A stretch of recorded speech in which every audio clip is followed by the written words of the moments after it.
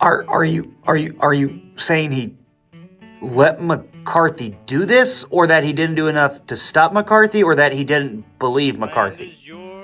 Because everyone kind of agrees McCarthy was being was a lying blowhard. I mean, he was censured by the Senate in '54 for that exact stuff. So, little background. McCarthy is a senator from Wisconsin, hard right senator from Wisconsin, who is very concerned about communism. He's afraid that communists are infiltrating the United States government, and he gives a speech in Wisconsin where he holds up, I think it was Wisconsin, it might have been Maryland, I can't remember where. But anyways, he holds up a piece of paper and says, on this piece of paper, I have the name of 50 card-carrying communists who are members of the State Department. He also never shared that list with anybody, never said where he got that list from, and it's widely believed that most of that was probably made up. And by probably made up, I mean he made it all up.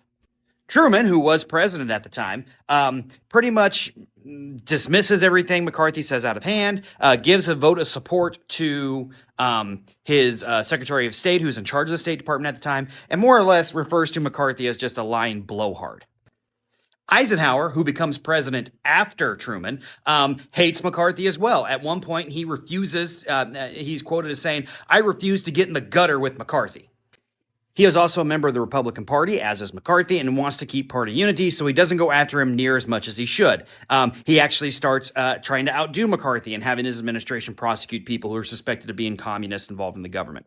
However, it's going to reach a head when McCarthy gets more power as part of his job as the Senate on the Senate Oversight Committee, and he starts calling in members of the Executive Department and the Army, which Eisenhower doesn't like. He asserts executive privilege to say that his people cannot testify, mostly because they know McCarthy's on a witch hunt, and just kind of like stalls him. And then McCarthy ends up overplaying his hand, attacks a young gentleman who's serving as a member of the Army for being a communist. If you've seen the movie Good Night and Good Luck, which features Edward Almora, who just went after McCarthy on his news program to kind of help get him shut down and eventually censured by the Senate.